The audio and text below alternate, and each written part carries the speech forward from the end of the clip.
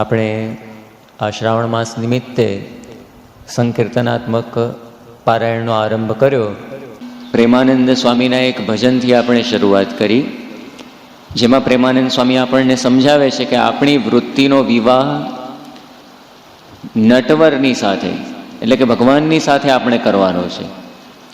કારણ કે ભગવાનના સ્વરૂપમાં અખંડ વૃત્તિ રાખવી એ જ એક આપણું એકમાત્ર ધ્યેય છે. અને એ ધ્યેય કઈ રીતે સિદ્ધ થાય? તો એ ભક્તિથી સિદ્ધ થાય. જો અંતરમાં ખરેખરી ભક્તિ હોય, પ્રેમલક્ષણા ભક્તિ, તો ભગવાન આપણને વશ થાય ને ભગવાનની મૂર્તિ પણ આપણા અંતરની અંદર એ અખંડ આપણને દેખાય, અખંડ એની અંદર વૃત્તિ રહે. અને ભગવાનની ભક્તિ પણ નવધા પ્રકારે છે, 9 પ્રકારે. એમાં પણ આ કળિયુગમાં કઈ ભક્તિ કરવી? તો કીર્તન ભક્તિ કરવી. અને એ કીર્તન ભક્તિ શ્રીજી મહારાજને પણ કેટલી પ્રિય હતી એ બધી વાતો પણ આપણે ગઈકાલે જોઈ. મહારાજ પણ પોતે કીર્તન ભક્તિ કોઈ કરતું હોય તો ત્યાં આગળ પોતે જતા.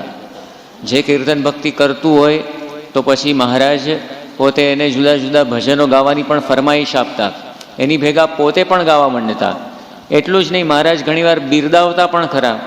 કોઈ સારું કીર્તન ગાય તો મહારાજ બિરદાવતા. આચાર્ય વિહારીલાલજી મહારાજ એમના ભજનમાં ગાયું છે કે સારો સ્વર કોઈ સુણી સખાનો, સારો સ્વર કોઈ સુણી સખાનો, વાલો કરે વખાણ રસિયો રાસ રમે. કોઈ સારો સ્વર સાંભળીને મહારાજ પોતાના એ સખાના વખાણ પણ કરતા.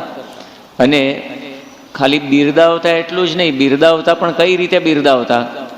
તો પોતે પોતાનો થાળ પણ ઘણીવાર જમતા હોય તો આપી દે.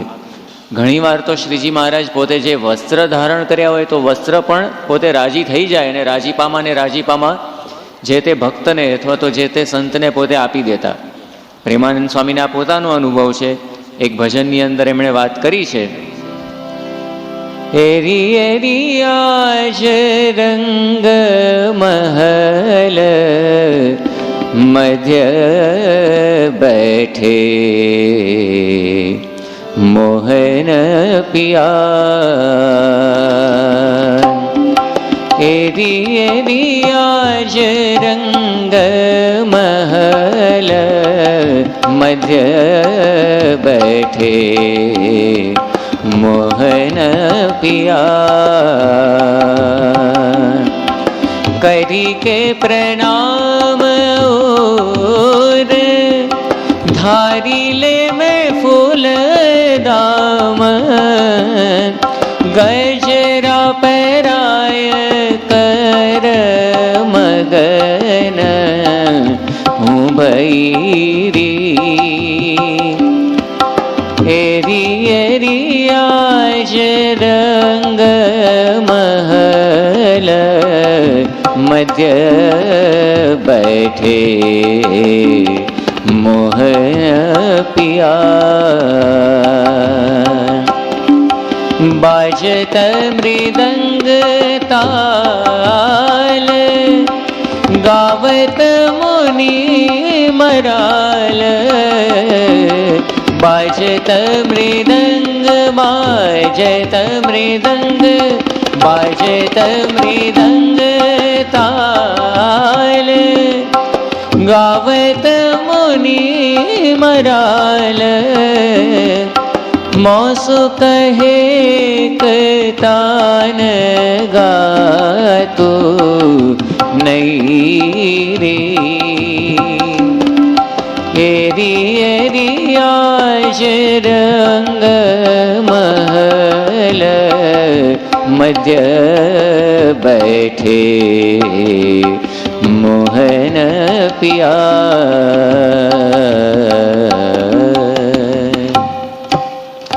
પ્રેમાનંદ સ્વામીએ વાત કરી, સભા ભરાઈને બેઠી હતી મહોલની અંદર. સંતો બધા શ્રીજી મહારાજને જુદા જુદા પુષ્પના આભૂષણોથી સજાવતા હતા અને કીર્તન ભક્તિ કરી રહ્યા હતા. બાજત મૃદંગ તાલ, ગાવત મુનિ મરાલ, મોસુ કહે એક તાન ગાતું નહીં રે. મહારાજે ફરમાઈશ આપી પ્રેમાનંદ સ્વામીને કે તમે એક નવી તાન ગાઓ. અને એ વખતે પ્રેમાનંદ સ્વામી વાત કરે છે गाई मैं तो एक तान, दुशालो तारी कान। गाई मैं तो एक तान, सानी धनी ध पग पग सा ग प धनी सा। गाई मैं तो एक तान, दुशालो तारी कान। प्रेमानंद दीजे हरि मोज जुदई री।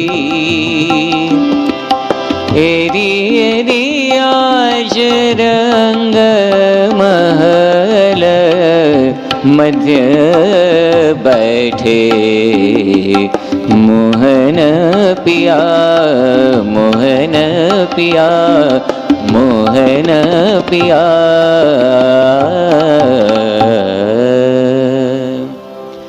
तो પ્રેમાનંદ સ્વામીએ વાત કરી કે ગાઈ મેં તો એક તાન, શ્રીજી મહારાજે વાત કરી એ પ્રમાણે મેં એક તાન ગાઈ તો દુશાલો ઉતારી કાન, જે દુશાલો પોતે ઓઢ્યો હતો એ મહારાજે ઉતારીને પ્રેમાનંદ રીશે હરી મોજ જુદૈરી, મને આ મોજ આપી દીધી મહારાજે.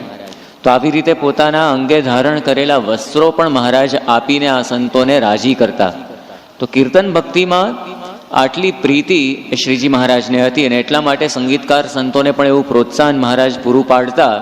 પ્રેમાનંદ સ્વામીને સંગીત શીખવા માટે સ્પેશિયલ ઉજ્જૈન એ જમાનામાં મહારાજે મોકલ્યા હતા. પૂર્ણાનંદ સ્વામીને કંઈક ગળાની તકલીફ થઈ હશે તો ઘીના કોગળા શ્રીજી મહારાજ કરાવતા કે આ સાધુને ઘીના કોગળા કરાવવા, ઘીથી ગળું સારું થાય. તો આ રીતે પણ શ્રીજી મહારાજને આટલી કીર્તન ભક્તિ પ્રિય હતી અને કીર્તનકાર સંતોને પણ એ રીતે સાચવતા એ આપણને જોવા મળે છે. અને એટલા માટે જ આ સંકીર્તનાત્મક પારાયણનો આપણે પ્રારંભ કર્યો છે. હવે આ સંકીર્તનાત્મક પારાયણનો ગઈકાલે કહ્યું એમ મુખ્ય વિષય છે શ્રીજી મહારાજના ચિહ્ન, ચેષ્ટા અને ચરિત્રો, જે આપણે એનું શ્રવણ કરવાના છીએ આ 7 દિવસ દરમિયાન. હવે આ જે શ્રીજી મહારાજના ચિહ્ન, ચેષ્ટા અને ચરિત્રનું આપણે શ્રવણ કરવાના છીએ એ શ્રીજી મહારાજના જ પરમહંસો, એ પરમહંસોએ જે મહારાજના ભજનો બનાવેલા છે એના આધારે કરવાના છીએ. એટલા માટે સર્વપ્રથમ તો જે કીર્તનોના આધારે આપણે આ પારાયણનું શ્રવણ કરવાના છીએ તો એ શ્રીજી મહારાજની મૂર્તિ વિશે જે પદો લખ્યા છે આ પરમહંસોએ, એ પદો લખનાર પરમહંસો કેવા હતા એ વિશે જો થોડું આપણે સમજીએ તો એમના પદોનો પણ મહિમા આપણને સમજાય અને શ્રીજી મહારાજની મૂર્તિનો પણ આપણને વિશેષ મહિમા સમજાય. પહેલામાં પહેલું આપણે સમજીએ કે આ જે શ્રીજી મહારાજના પરમહંસો હતા એ અતિશય ઉત્કૃષ્ટ કક્ષાના સંગીતકારો હતા. જેવા તેવા નહોતા. દુનિયામાં આપણે ભારતીય સંગીતમાં જોઈએ તો સમગ્ર ભારતમાં સારામાં સારા સંગીતકારો જે ગણવામાં આવે તો એ કક્ષામાં મૂકી શકાય એવા બધા પરમહંસો હતા. સંસ્કૃતમાં એવી એક વાત કરવામાં આવી છે, ગીતમ વાદ્યમ ચ નૃત્યમ ચ ત્રિભિઃ સંગીતમ ઉચ્યતે. ગીત એટલે કે ગાન, વાદ્ય એટલે કે આ જે વાદ્યો બધા છે, હાર્મોનિયમ છે, તબલા છે, એ જમાનાની અંદર બધા તાનપુરો હતો, સરોદા હતા એટલે કે સરોદ જેને આપણે કહીએ છીએ, સારંગી છે, તબલા છે, પખાવજ છે, તો આ બધા વાદ્યો, એ વાદ્ય સારી રીતે વગાડવું, ગાન, વાદ્ય અને ત્રીજું નૃત્ય, આ ત્રણેયનો સમન્વય થાય ત્રિવેણી સંગમ, ત્યારે સંપૂર્ણ 16 કળાએ સંગીત ખીલી ઉઠે. સંપૂર્ણ સંગીત એને કહેવામાં આવે, ત્રણેય વસ્તુ ભેગી થાય. તો આ ત્રણેય કળાની અંદર શ્રીજી મહારાજના પરમહંસો પાવરધા હતા. આ જે શ્રીજી મહારાજના પરમહંસો હતા, પહેલામાં પહેલું આપણે જોઈએ ઉત્કૃષ્ટ વાદકો હતા, સારામાં સારું વગાડી જાણતા. હરિચરિત્રામૃત સાગર ગ્રંથની અંદર એવો ઉલ્લેખ પ્રાપ્ત થાય છે કે શ્રી હરિએ ગવૈયા સંતો પાસે ગાન કરાવ્યું. સુખાનંદ મુનિ સિતાર સારો વગાડતા, પ્રેમાનંદ મુનિએ દુક્કડ લીધા, દેવાનંદ સ્વામીએ તંબુરો લીધો અને મુક્ત મુનિ તથા બ્રહ્મ મુનિએ યુગન અને મુગન નામના મોર યંત્ર બજાવ્યા. સુખાનંદ ક્યારેક બંસી બજાવતા એટલે કે વાંસળી, નિર્વિકારાનંદ અને હરિયાનંદ નામના 2 મુનિઓ તાલ સારો બજાવતા. એટલે આવા જુદા જુદા ઘણા પ્રકારના વાજિંત્રો વગાડવામાં આ બધા સંતો પ્રવીણ હતા. પ્રથમનું 22મું વચનામૃત છે, એમાં પણ સંતોએ એવો ઉલ્લેખ કર્યો છે, સંપાદક સંતોએ, કે મહારાજની આગળ સંતો મૃદંગ, સારંગી, સરોદા, તાલ ઇત્યાદિક વાજિંત્ર, ઇત્યાદિક એટલે બીજા પણ હશે, ઇત્યાદિક વાજિંત્ર વજાડીને કીર્તન ગાતા હતા. હવે આ બધા જે વાજિંત્રોના નામ જ બતાવે છે કે જેવા તેવાનું કામ જ નહીં વગાડવાનું. આ તબલા ગમે તેને આપી દીધા હોય વગાડવા માટે, વગાડી શકે? ભક્તિવર્ધન સ્વામી જેવા કોઈક સારા વગાડનારા હોય તો એ સારી રીતે વગાડી શકે, બાકી બધાનું કંઈ કામ નહીં. અહીંયા પણ વાત કરી મૃદંગ, મૃદંગ એટલે કે પખાવજ.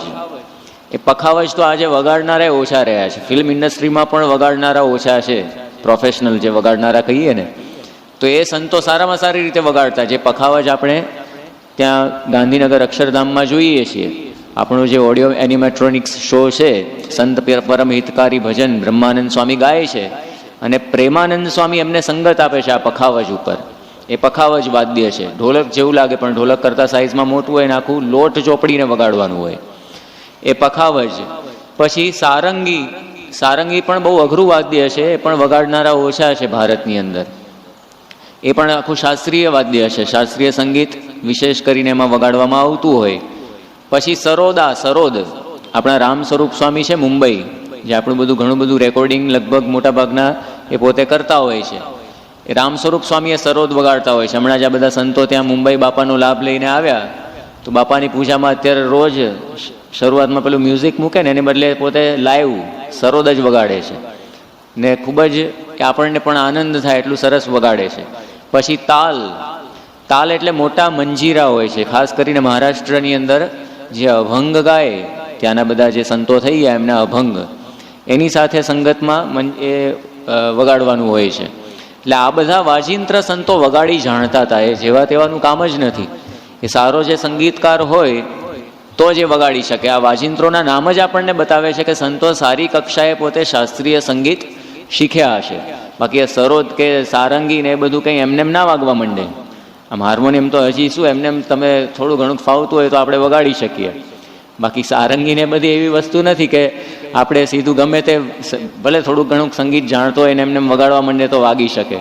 એ કક્ષાના વાજિંત્રો જ નથી. એટલે એના ઉપરથી પણ આપણને આ સંતોની મહત્તા ખ્યાલ આવે કે કેટલા પોતે કેવી તાલીમ લીધી હશે આ શાસ્ત્રીય સંગીતની. પ્રેમાનંદ સ્વામી એક ભજન લખ્યું છે, એ ભજન જુદા જુદા 15 તાલનું ભજન છે. એ 15 પરબ્રહ્મ રાય રે, પરબ્રહ્મ રાય રે એવા શબ્દ છે એના. અને એ 15 તાલનું ભજન 2005ની સાલમાં અમે 2 સંતો ત્યાં મુંબઈ શાસ્ત્રીય સંગીત શીખવા માટે ગયા હતા. હું ને બીજા પ્રણવ તીર્થ સ્વામી છે, એ ત્યાં આગળ જ છે અત્યારે.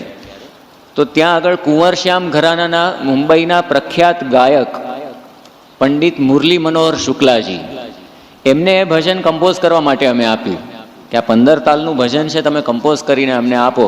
એટલે આપણને ખ્યાલ આવે ને પ્રેમાનંદ સ્વામી કેવું ગાતા હશે. તો એમને કમ્પોઝ કરવા આપ્યું. એક કે બે દિવસ પછી પોતે આવ્યા ક્લાસ લેવા માટે, તેમણે હાથ ઊંચા કરી દીધા કે સ્વામી આટલા તાલનું તો જ્ઞાન મને પણ નથી. બધા રુદ્ર તાલ ને બ્રહ્મ તાલ ને આપણે કોઈ દિવસ નામ પણ સાંભળ્યા ના હોય, આવા બધા જુદા જુદા તાલની અંદર પ્રેમાનંદ સ્વામીએ 15 તાલમાં ભજન લખેલું છે. એકનું એક ભજન, દરેક કડીમાં તાલ બદલાય. આવા ભજનો બહુ ઓછા છે, આપણે પણ ગાઈએ છીએ.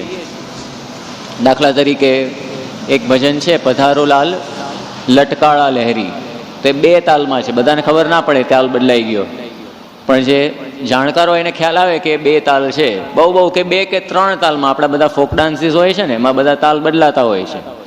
3 કે 4 તાલમાં હોય, પણ 15 તાલમાં એક ભજન હોય. એટલે તો આવા પ્રેમાનંદ સ્વામી હતા કે આજના પણ સારી કક્ષાના જે ગણી શકાય એવા શાસ્ત્રીય સંગીતકારોને પણ એટલા તાલનું જ્ઞાન નથી. એવી જ રીતે શ્રીજી મહારાજના પરમહંસો કેવા હતા. એકવાર માળવાના જે કલારસિક રાજા ભોજ, જેની રાજધાની એટલે અવંતી, જેને આજનું ઉજ્જૈન આપણે કહીએ છીએ, ઉજ્જૈન એ સમયની અંદર કલાનું ધામ હતું. કારણ કે બધા કલાકારોનું બહુ સારી રીતે આ ભોજ રાજા પોતે પોષણ કરતા. 9 રત્ન એના દરબારમાં હતા. આપણે કાલિદાસ ને ત્યાં બધી વાત કરીએ છીએ ને, તે બધા એના દરબારની અંદર ત્યાં આગળ હતા. એટલે ત્યાં આજે રાજા ભોજની પાસે મહાકાલેશ્વર શંકર ભગવાન, મહાકાલેશ્વરનું મંદિર છે ને, ત્યાં એ શંકર ભગવાનના પુત્ર ગણપતિ નિર્મિત એક મહામૃદંગ, મહામૃદંગ એટલે આમ વગાડવા હોય તો આપણા 2 હાથ પણ પહોંચે નહીં 2 બાજુએ, તો કેવી રીતે વગાડવું. તો એવું મહામૃદંગ એ વંશ પરંપરાગત પ્રાપ્ત થયું હતું. અને પછી તો એ માળવાના સંગીતકારો પોતે એકવાર વિજય મેળવતા મેળવતા નીકળ્યા કે કોઈ સંગીતકાર એવો છે દુનિયાની અંદર કે આ મોટું આટલું મૃદંગ વગાડી શકે, અને પોતે જાય કોઈ પણ રાજ દરબારની અંદર, અને દરબારી સંગીતકારો ત્યાંના વગાડી ના શકે, એટલે એને વિજય મળ્યો કહેવાય ને કે જુઓ અમારા માળવાની અંદર આ એક સમયમાં વગાડતા હતા બધા, પણ અત્યારે તમારામાંથી કોઈ વગાડી શકતું નથી. અને એમ ફરતા ફરતા વિજય કરતા કરતા ગુજરાતમાં આવ્યા.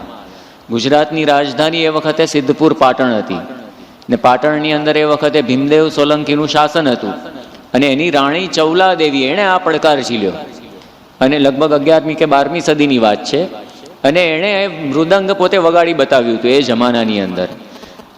એટલે એ વખતથી એ મૃદંગનું નામ જ પડી ગયું ચૌલાદેવીનું મૃદંગ. આમ તો ગણપતિનું મૃદંગ કહેવાય, પણ ચૌલાદેવીનું મૃદંગ, કારણ કે એણે વગાડી બતાવ્યું હતું.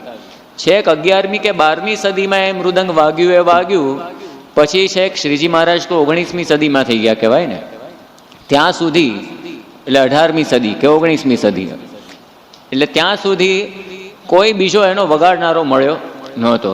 હવે શ્રીજી મહારાજ એ સમયની અંદર પોતે ગઢડાની અંદર વિરાજમાન હતા, અને કાળક્રમે આ મૃદંગ પણ પાછા મુસ્લિમ ગવૈયાઓ પાસે આવ્યું. મુસ્લિમ ગવૈયાઓને પણ એક જિજ્ઞાસા હતી કે કોઈ આ વગાડી શકે તો સારું, આપણે પણ શીખીએ. એટલે એ લોકો પણ એ મૃદંગ લઈને નીકળ્યા પોતાની સાથે.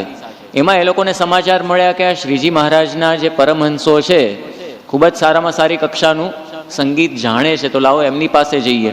તો મહારાજની પાસે ગઢડા આવ્યા. મહારાજને વાત કરી કે આ મોટું મૃદંગ છે ચૌલાદેવીનું, તમારા કોઈ એવા સંગીતકાર સંત છે જે વગાડી શકે? શ્રીજી મહારાજે કંઈ પણ વિચાર કર્યા વગર જ સીધું કહ્યું કે હા, તો અમારા બ્રહ્માનંદ સ્વામી વગાડશે. બ્રહ્માનંદ સ્વામીની ચોટલી ઊંચી થઈ ગઈ.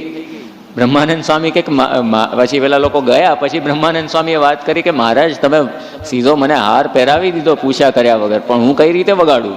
એક તો એમનું જ શરીર સ્થૂળ, ને આટલું મહાકાય મૃદંગ, 2 હાથ પણ પહોંચે નહીં, તો વગાડવું કઈ રીતે? મહારાજે કહ્યું કે તો બધું તમને આવડે છે, તમને કંઈ વાંધો આવશે નહીં, કાલે સવારે બધા આવશે એ વખતે તમે વગાડજો. મહારાજ આટલું કહી દીધું, પણ બ્રહ્માનંદ સ્વામીની જાણે ઊંઘ હરામ થઈ ગઈ. વિચારવા માંડ્યા કઈ રીતે વગાડવું. પણ બ્રહ્માનંદ સ્વામી કોનું નામ? બ્રહ્માનંદ સ્વામીએ પછી એમણે આખી યુક્તિ શોધી. 2 વાંસડા આમ રોપાવ્યા, અને વાંસડા રોપાવીને પછી એના ઉપર એક આડું લાકડું મુકાવ્યું, અને પછી એક ઘોડાનો વાળ બાંધ્યો. એટલે મૃદંગની એક બાજુ ઘોડાના વાળથી બાંધી, બીજી બાજુ એક દોરી થોડી ટૂંકી એ મુકાવી, એટલે આમ થોડું ક્રોસમાં અરે મૃદંગ. એવી રીતે 2 થાંભલાની વચ્ચે એમણે મૃદંગ લટકાવ્યું. અને પછી બીજે દિવસે જ્યારે આખી સભા ભરાઈને બેઠી, પેલા જે મુસ્લિમ સંગીતકારો પણ ત્યાં આગળ આવ્યા, બ્રહ્માનંદ સ્વામી એ લોકોને આહ્વાન આપ્યું, તમારે જે ચીજ ગાવી હોય એ ગાઓ.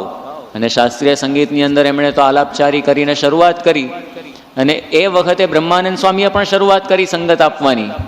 પેલા લોકો જોઈ રહ્યા કે આ તો વગાડવા માંડ્યા ખરેખર આટલું મોટું મૃદંગ, કારણ કે બ્રહ્માનંદ સ્વામી એક થપાટ મારે અને પેલું મૃદંગ ડોલે એ પ્રમાણે ત્યાં બીજી થપાટ મારી દે, એટલે એવી કળા કરીને બ્રહ્માનંદ સ્વામીએ આખું એ મૃદંગ એ પોતે એ વગાડી બતાવ્યું ત્યાં આગળ.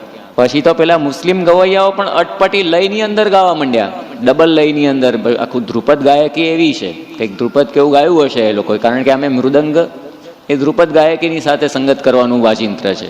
કંઈ ખયાલ ગાયકીની અંદર એની કંઈ સંગત ને બધું કરવાનું ના હોય. અત્યારે તમે બધા નામ જ સાંભળજો, ખયાલ શું છે ને ધ્રુપદ શું છે, એમાં કંઈ આપણને ગતાગમ નહીં પડે બધાને, પણ આ તો જે સમજતા હોય તો એની ધ્રુપદની સાથે એમાં તો જુદી જુદી જ આડી કુવાડી ને દુગુન ને 2 ગણી ને 4 ગણી આવી જુદી જુદી લયની અંદર ગાવાનું હોય.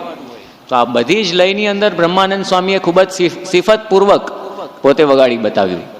એટલે પેલા મુસ્લિમ ગવૈયાઓ એટલા ખુશ થઈ ગયા, ના પૂછો ને વાત, અને માની ગયા કે ખરેખર આ સંગીતકારો તો આ શ્રીજી મહારાજની સંત મંડળીની અંદર છે. એટલે આ રીતે આટલી સદીઓ પછી બ્રહ્માનંદ સ્વામીએ વગાડી બતાવ્યું. અને વિશેષ વાત તો આપણને એ જોવા મળે, શ્રીજી મહારાજના પરમહંસોનો મહિમા સમજાય કે હરિચરિત્રામૃત સાગરની અંદર એક એવો ઉલ્લેખ છે કે સરોદા દુક્કડ એટલે કે આ તબલા એટલે કે તાલ વાદ્ય બધા અમુક એ બ્રહ્મ મુનિ મુક્ત મુનિ પાસે શીખ્યા હતા. બ્રહ્મ મુનિ બ્રહ્માનંદ સ્વામી આવું બધું વગાડવાનું એ કોની પાસે શીખ્યા હતા? મુક્તાનંદ સ્વામીની પાસે. એટલે મહારાજે કદાચ મુક્તાનંદ સ્વામીને વગાડવાનું કહ્યું હોત તો એ પણ સારી રીતે આ વગાડી શક્યા હોત. કારણ કે જેની પાસે શીખ્યા હોય બ્રહ્માનંદ સ્વામીને પછી પોતે આવું વગાડતા હોય તો મુક્તાનંદ સ્વામીને ના આવડે. તો આ રીતે આ મહારાજના એક એક પરમહંસો આવા સારામાં સારી કક્ષાના વાદકો હતા. ખાલી વાદકો જ નહીં, ઉત્કૃષ્ટ નૃત્યકાર પણ હતા. એ પણ સંગીતનું બીજું અંગ મેં શરૂઆતમાં વાત કરી. 3 અંગો છે ને, ગાન, વાદન અને નૃત્ય. સારામાં સારા નૃત્યકાર પણ આ બધા સંતો હતા. જેમ મુક્તાનંદ સ્વામી હતા, ગાન, વાદન અને નૃત્ય ત્રણેય કળાની અંદર માહેર હતા. એટલું જ નહીં, આપણે કંઈ એવો પણ ઉલ્લેખ સાંભળવા મળ્યો છે કે મુક્તાનંદ સ્વામી 24 જેટલી કળાઓની અંદર પોતે નિપુણ હતા. 24 જેટલી કળાઓ. તેવા મુક્તાનંદ સ્વામી હતા, ખરેખરા સંગીતજ્ઞ. એકવાર તો એમની વિશેષતા એવી હતી, એમણે ચાદરની ઉપર એ ગુલાલ નંખાવીને એના ઉપર ગજ નૃત્ય કરતા કરતા પોતાના પગલાથી આખો હાથી ચિતરી દીધો. કેટલું સારી કક્ષાનું નૃત્ય પોતે જાણતા હોય તો આવી રીતે કરી શકે. અને વડોદરાની સરકાર એટલે કે ગાયકવાડ સરકાર એ પણ આ કળા જોઈને મંત્રમુગ્ધ થઈ ગઈ. એટલે આવું નૃત્ય પણ આ મુક્તાનંદ સ્વામી પોતે જાણતા. લગભગ 1996 કે 98ની સાલની આજુબાજુ સારંગપુરની અંદર ગુણસાગર સ્વામીએ અત્યારે ત્યાં એડિસન મંદિરે પોતે રહીને સેવા આપે છે. ગુણસાગર સ્વામીએ પણ આ રીતે નૃત્ય કરતા કરતા હાથી ચિતર્યો હતો. પણ એ મુક્તાનંદ સ્વામી પણ આવી રીતે પોતે એ નૃત્ય કળા જાણતા હતા. તો એ આવા શ્રીજી મહારાજના પરમહંસો હતા. સાથે ત્રીજો મુદ્દો, ઉત્કૃષ્ટ કક્ષાના ગાયકો હતા આ બધા સંતો. જેમાં ગઢડામાં જ્યાં મુસ્લિમ ગવૈયાઓની મેં વાત કરી, એકવાર ગ્વાલિયરના ગવૈયાઓ, મુસ્લિમ ગવૈયાઓ, એ બધા યાત્રા કરતા કરતા ત્યાં આગળ આવ્યા હશે ને એમણે સાંભળ્યું કે આ ભગવાન સ્વામિનારાયણના પરમહંસો ખૂબ જ સુંદર ગાય છે, તો લાવો એમનું સંગીત સાંભળીએ. મહારાજની પાસે સાંજના સમયે આવ્યા અને એ વખતે શ્રીજી મહારાજને વાત કરી કે તમારા સંતોનું સંગીત સાંભળવાની ઈચ્છા છે. મહારાજે પ્રેમાનંદ સ્વામીને કહ્યું કે પ્રેમાનંદ સ્વામી તમે સંગીત ગાઓ. પ્રેમાનંદ સ્વામીએ પૂછ્યું મહારાજને કે મહારાજ કયો રાગ ગાઉં? હવે સાંજ પડી ગઈ હતી. સાંજ પડી ગઈ હોય તો મહારાજ એવા જાણકાર હોય ને તો શું કે અત્યારે યમન કલ્યાણ ગાઓ, બરાબર? અથવા તો એ પ્રકારના, એ પ્રકૃતિના જે બધા રાગ હોય એ રાગનું આપણે નામ દઈએ કે આવા રાગ તમે ગાઓ. પણ એને બદલે શ્રીજી મહારાજે તો કહ્યું કે ભૈરવ રાગ ગાઓ. પેલા મુસ્લિમ ગવૈયાઓ એકબીજાની સામે જોવા માંડ્યા કે સાંજનો સમય છે, ભૈરવ રાગ તો સવારનો રાગ છે. શાસ્ત્રીય સંગીતની અંદર જુદા જુદા રાગ પણ જુદા જુદા સમયે ગાવાના હોય. ગમે ત્યારે ગમે તે રાગ કંઈ ગવાય નહીં. જેમ પ્રભાતિયું અત્યારે કોઈ ગાય તો કેવું વિચિત્ર લાગે કે નહીં? તેની જેવું છે. પ્રભાતિયું કંઈ સવારના સમયે ગવાય, ધ્યાન ધર થોડું અત્યારે ગાવાનું હોય. એની જેમ તો એવી રીતે આ બધા જે મુસ્લિમ ગવૈયાઓને થયું ગુજરાત ગાંડી કંઈ સંગીતમાં સમજે નહીં. આમે આપણે કળા ઓછી જોવા મળે છે ગુજરાતમાં. તમે બંગાળ બાજુ જાઓ તો બંગાળ બાજુ જે વેવિશાળ નક્કી થાય ને, સગપણ નક્કી થાય. સગપણ કઈ રીતે નક્કી થાય? ભાઈ જે છોકરીના બાપ હોય ને એ પૂછે છોકરાના બાપને તમારા છોકરાને તબલા વગાડતા આવડે છે? અને છોકરાનો બાપ હોય છોકરીના બાપને પૂછે તમારી કન્યાને એ ગાતા આવડે છે કે નહીં? જો આવડતું હોય તો સગપણ પાકું થાય. આપણે તો અહીંયા ભાઈ શું કરે છે, બોટાદની અંદર મકાન છે, ગામડાની અંદર જ મકાન છે. આપણે પ્રશ્નો આ પ્રકારના, પ્રશ્નોત્તરી આ પ્રકારની થાય. એટલે પૈસા સિવાય ગુજરાતીઓને બીજું કંઈ દેખાય નહીં. પૈસા પૈસા પૈસા, સૌને વાલા પૈસા.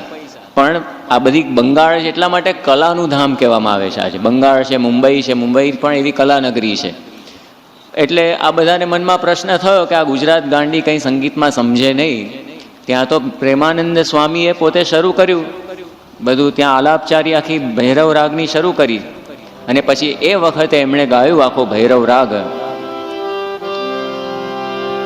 ચંદન ચરચિત નીલ કલેવર, ચંદન ચરચિત નીલ કલેવર, સુંદર કટી તટ કસોપટ પીત, સુંદર કટી તટ કસોપટ પીત, ચંદન ચરચિત નીલ કલેવર, ચંદન ચરચિત નીલ કલેવર.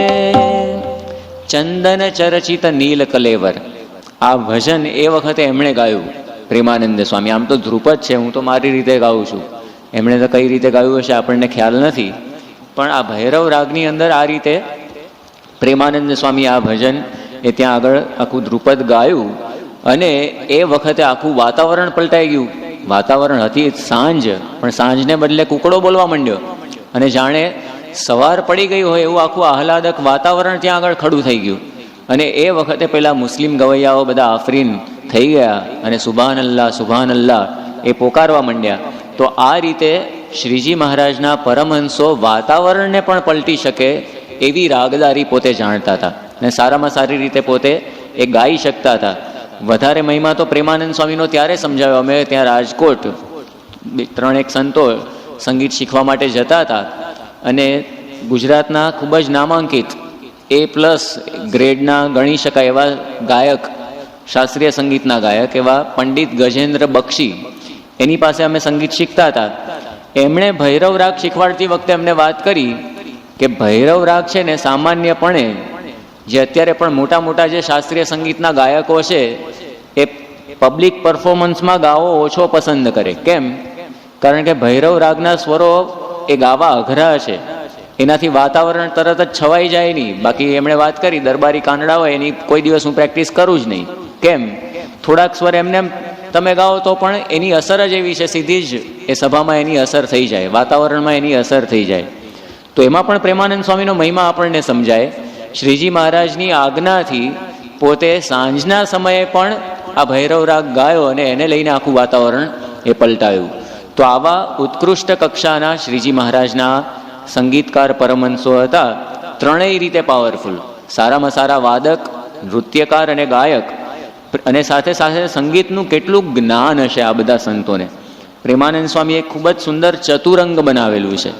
ચતુરંગ એટલે શું એ થોડુંક આપણે સમજીએ. જેની અંદર સંગીતના 4 અંગો આવી ગયા હોય. પહેલામાં પહેલું અંગ કયું? એક તો શબ્દો, કારણ કે શબ્દો હોય તો એના આધારે પછી કંઈક સંગીતની રજૂઆત થઈ શકે. બીજું છે જે સ્વરો, શબ્દની સાથે સ્વરની પણ જરૂર પડે તો એની કંઈક તમે અભિવ્યક્તિ કરી શકો. ત્રીજું છે તાલના બધા બોલ, જે તાલ વાદ્ય હોય, તબલા હોય તો તબલા, અથવા તો પખાવજ હોય તો પખાવજ, એના બોલનું વર્ણન. અહીંયા પ્રેમાનંદ સ્વામી એનું પણ વર્ણન કરેલું છે. તક દિલાંગ મૃદંગ ધાધા ત્રોમ ધિત્રોમ ધ્રુમકટ તક ધ્રુમી. હવે આ બધા જે બોલ, પખાવજના બોલ. અને વિશેષ ખૂબીની વાત તો એ મૃદંગ શબ્દનો ઉપયોગ એમણે બોલની અંદર કરેલો છે. એ પણ જે જાણકાર હોય એને ખબર પડે.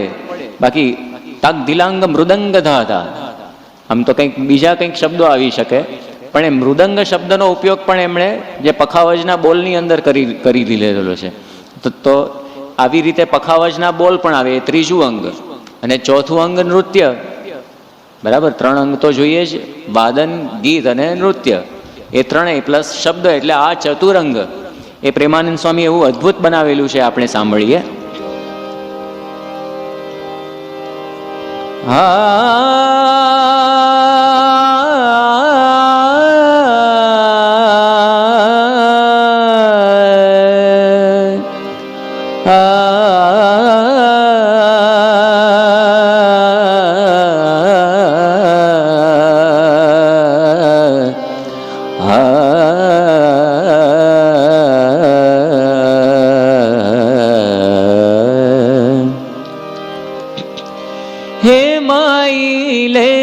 તાન હે માઈ લેત તાન હા તન નન સન નન સપ્ત સ્વર કી હન નન હરત પ્રાન કાન બાંસુરી में है माई लेत तान ए माई लेत तान पधनी सानी म पधनी सानी ध प पधनी सानी म पधनी सानी ध प गारे ग सारे नि सा पधरे सानी ध प सुने निकसत बांसुरी में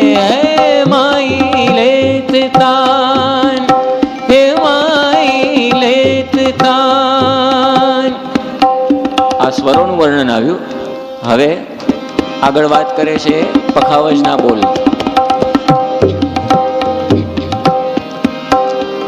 તદ્દિલાંગ મૃદંગ ધાધા ત્રોમ તિત્રોમ ધ્રુમઘટ તક ધ્રુમી. તદ્દિલાંગ મૃદંગ ધાધા ત્રોમ તિત્રોમ ધ્રુમઘટ તક ધ્રુમી. ધ્રુમિતક દોંગ થોંગ ધ્રુમિતક દોંગ થોંગ બાજત પરન ગત ટરત આસુરી મેં માઈ લેત તાન માઈ લેત તાન. અહીંયા પણ પ્રેમાનંદ સ્વામીએ વાત કરી કે બાજત પરનગત. આ પરન શબ્દ પણ છે ને મારા જેવાને પણ સમજવો અઘરો પડી જાય. આ તો આના જે કમ્પોઝર, આ જેમણે કમ્પોઝ કર્યું દિલીપભાઈએ મને આ સમજાવ્યું. પરન એટલે આ જે બોલ હોય તબલાના અથવા તો પખાવજના, એનું જે આખું જે બનાવવામાં આવે ને કંઈક, એને પરન કહેવામાં આવે. તો આ જે બનાવ્યું તકધિલાંગ મૃદંગ ધાધા ત્રોમ તિત્રોમ ધ્રુમકટ તક ધ્રુમી, એ પરન બાજત પરનગત તરત આંસુરી મેં. આમ આપણે થપાટ મારીએ અને પછી ધીમે ધીમે એ મંદ પડે, એને આંસ કહેવામાં આવે. એ તરત આંસુરી મેં જે આ શબ્દો પ્રેમાનંદ સ્વામીએ વાપર્યા છે ને એના ઉપરથી પણ આપણને પ્રતીતિ થયા વગર રહેતી નથી કે ઉચ્ચ કક્ષાના સંગીતકાર હોય તો જ આવા શબ્દો પોતે એ વાપરી શકે. આગળ પણ પ્રેમાનંદ સ્વામી હવે નૃત્યનું વર્ણન કરે છે.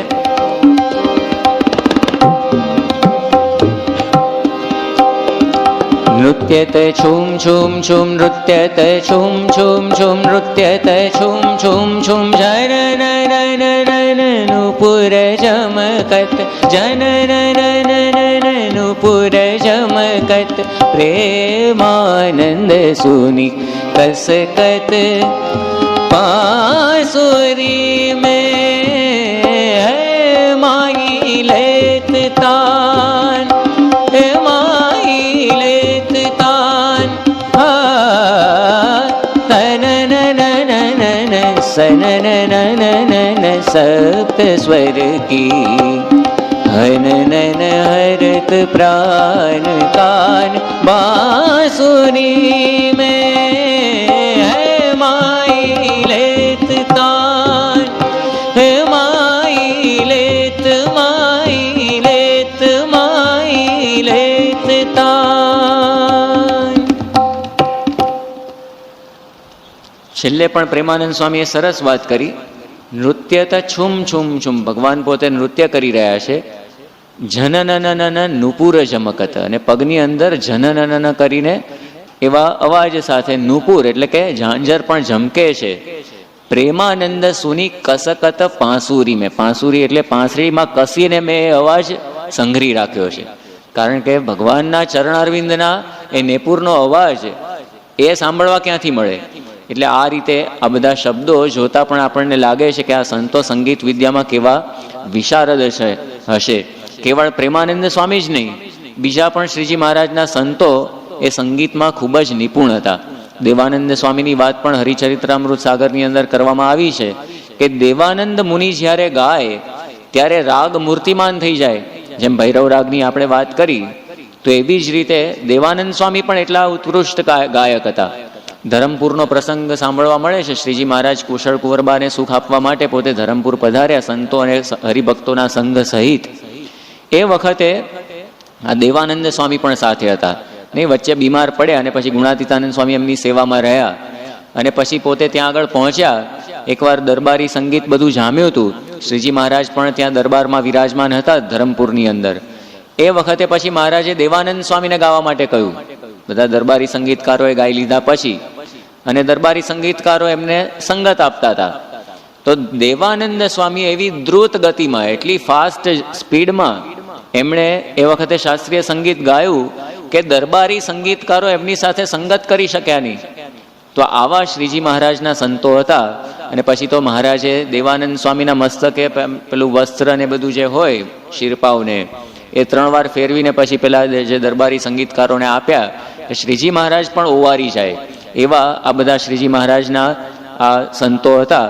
અને પાછી ગાયક તરીકેની બીજી પણ વિશેષતા પરમહંસોના જીવનમાં જોવા મળે. એ ગાયકો તો હતા પણ વર્સેટાઇલ સિંગર્સ હતા. ઇંગ્લિશમાં એમને વર્સેટાઇલ કહેવામાં આવે. વર્સેટાઇલ એટલે શું? તો બધી જ કક્ષાનું સંગીત ગાઈ શકે. એવું નહીં શાસ્ત્રીય સંગીત એટલે ખાલી શાસ્ત્રીય સંગીત જ ગાય, અથવા તો કાઠિયાવાડી હોય એટલે કાઠિયાવાડી જ ગાય. બાકી તમે શાસ્ત્રીય સંગીતકાર હોય ને સારામાં સારો પંડિત ભીમસેન જોશી હમણાં થોડા જ વખત પહેલા પોતે ધામમાં ગયા. બીજા અત્યારે છે પંડિત જસરાજ, નામ બધા કદાચ તમે સાંભળેલા હશે.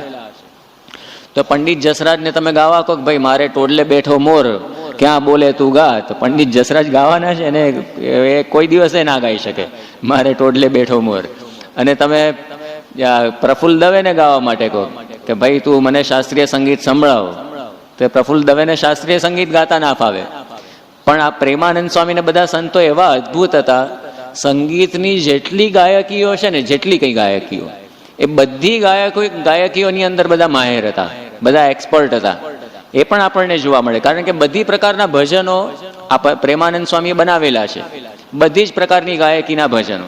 જેમ કે મેં હમણાં ધ્રુપદની વાત કરી, તો પ્રેમાનંદ સ્વામીએ ધ્રુપદ પણ બનાવેલું છે, આપણે સાંભળીએ. તું મેરો સિરદાર, તું મેરો સિરદાર, ધર્મ કુંવર કીર્તાર.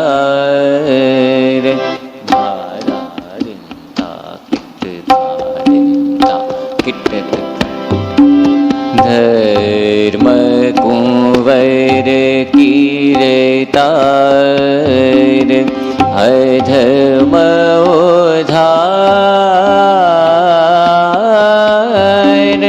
ભરોસો તેરે ચરણ કો, તું મેરો સિરદાર, ધર્મ કુંવર કીર્તાર, અધમ ઉધાર, ભરોસો તેરે ચરણ કો, તું મેરો સિરદાર, ધર્મ કુંવર કીર્તાર. તો આ રીતે આ પરમહંસો ધ્રુપદ ગાયકીની અંદર પણ એટલા પોતે પ્રવીણ હતા. સાથે જે શાસ્ત્રીય સંગીતની બીજી ગાયકી, આ ધ્રુપદ ગાયકી પૂર્વે ભારતની પ્રાચીનતમ ગાયકી કહેવાય આ ધ્રુપદ ગાયકી, કે જેની અંદર ભગવાનના સ્તોત્રો ને ભગવાનનો જ મહિમા એ ગાવામાં આવતો. પણ ધીમે ધીમે આજથી 500-600 વર્ષ પૂર્વે જે અમીર ખુશરો કરીને એક ગાયક થઈ ગયા, મુસ્લિમ ગાયક, એણે પછી આખી ખયાલ ગાયકી શાસ્ત્રીય સંગીતની અંદર વિકસાવી. તો આ ખયાલ ગાયકીમાં પણ બધા ભજનો આ બધા સંતોએ બનાવેલા છે. એક ભજન આપણે સાંભળીએ. धर्म सुत जीवन प्राण हमारे, धर्म सुत जीवन प्राण हमारे, श्री घनश्याम धर्म कुल भूखन, श्री घनश्याम धर्म कुल भूखन, नटवर नैनाओं के तारे, नटवर नैनाओं के तारे, जीवन प्राण हमारे, धर्म सुत जीवन प्राण हमारे, हिय को हाथ हरिवर सुंदर, हिय को हार हरिवर सुंदर, धर्म कुंवर प्राण प्यारे, कमल नयन हरि कृष्ण छवि पर, प्रेमानंद बलिहारे, जीवन प्राण हमारे, धर्म सुत जीवन प्राण, जीवन प्राण, जीवन प्राण हमारे. તો ખયાલ ગાયકી પણ આટલી સારી રીતે પોતે ગાઈ શકતા. એવી રીતે ઠુમરી પણ આપણે સાંભળીએ છીએ, આપણે કેસેટમાં બહાર પાડેલી છે. દિલીપભાઈ ધોળકિયાએ ખૂબ જ સુંદર રીતે આખી કમ્પોઝ કરેલી છે. આજ તો સૈયો મોરી બૈયા ફરકે. તો પ્રેમાનંદ સ્વામીએ પોતે આવી ઠુમરી પણ બનાવેલી છે. ગઝલ પણ ઘણી બધી આ બધા સંતોએ બનાવેલી છે. ગઝલ પણ એક ગાયકીનો પ્રકાર છે ઠુમરીની જેમ જ. એક આપણે સાંભળીએ. सांवले दिदों से दिल जख्म किया, सांवले दिदों से दिल जख्म किया, मारी उर तरछी बरछी, मारी उर तरछी बरछी, दिल हमारा छिन लिया, दिल हमारा छिन लिया, सांवले दिदों से दिल जख्म किया, सांवले दिदों से दिल जख्म किया, सांवले दिदों से दिल जख्म किया. તો આ રીતે ગઝલ પણ આ પરમહંસોએ બનાવેલી છે. કવ્વાલીઓ પણ આ બધા પરમહંસોએ રચેલી છે. આપણે એક સાંભળીએ એમાંની.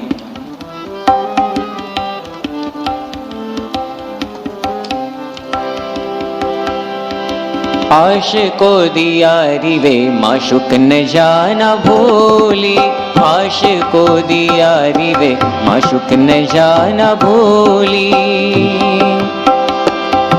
न जाना भूली, न जाना भूली, न जाना भूली, न जाना भूली, सुन सांवरे साहेबा मोहब्बत हमारी वे, सुन सांवरे साहेबा मोहब्बत हमारी वे, मोहब्बत हमारी वे, मोहब्बत हमारी वे, खाविंद खुशी होए रखना,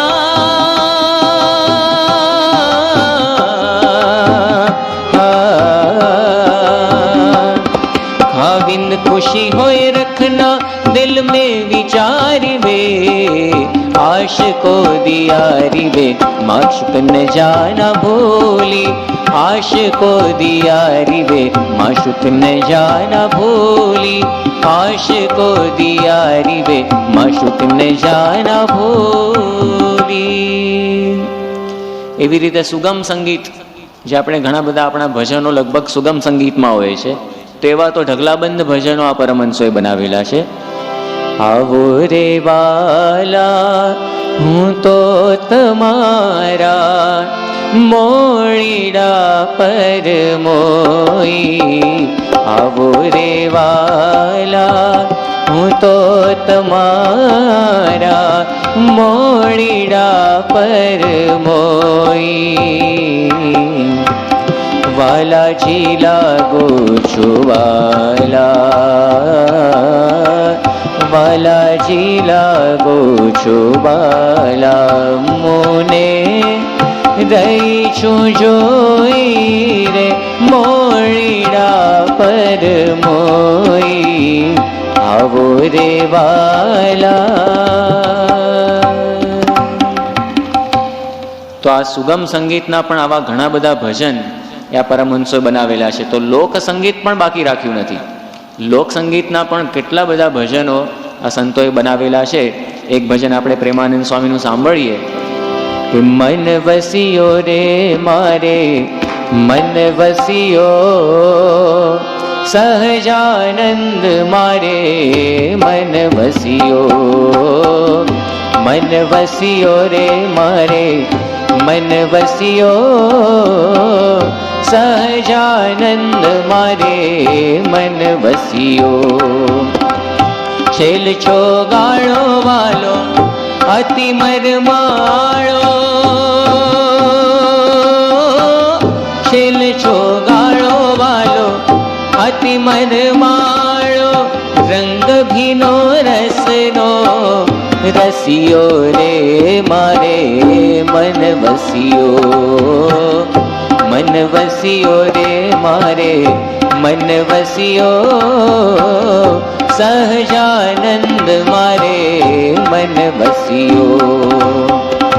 પ્રેમાનંદનો નાથ છબીલો,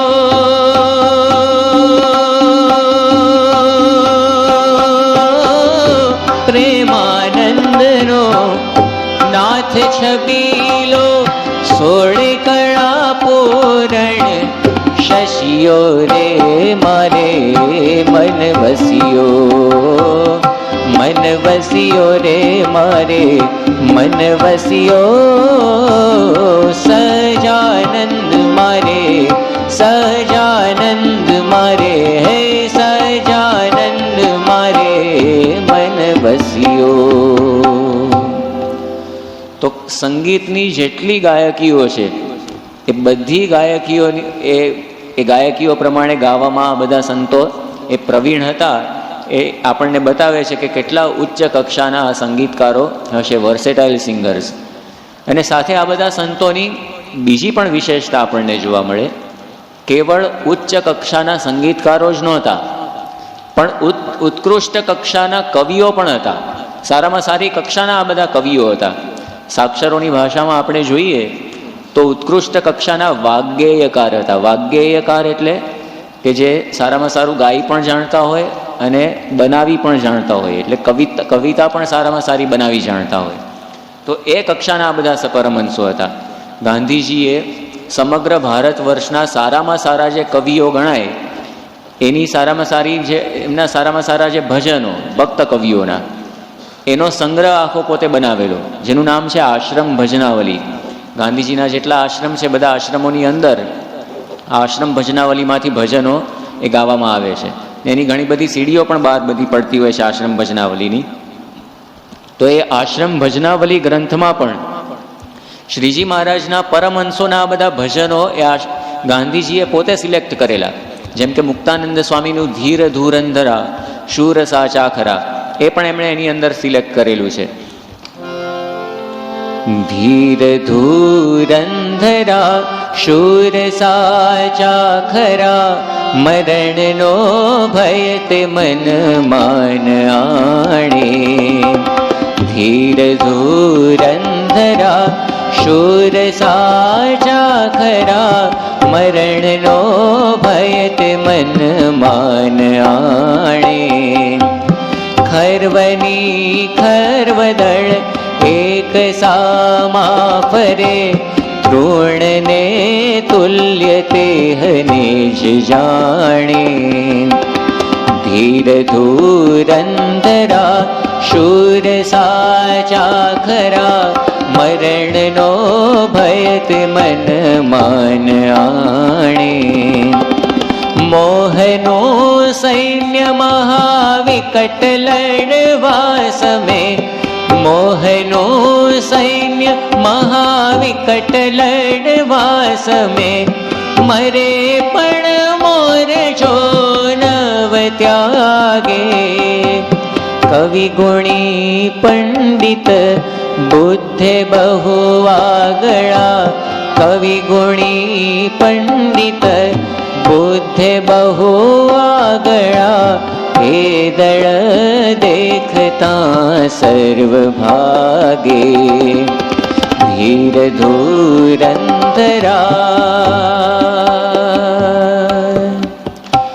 તો આ મુક્તાનંદ સ્વામીનું આ ધીર ધુરંધરા છે. અને એવું જ એવા નિષ્કુળાનંદ સ્વામીના જનની જીવો રે ગોપીચંદની, ત્યાગ ન ટકે રે વૈરાગ્ય વિના.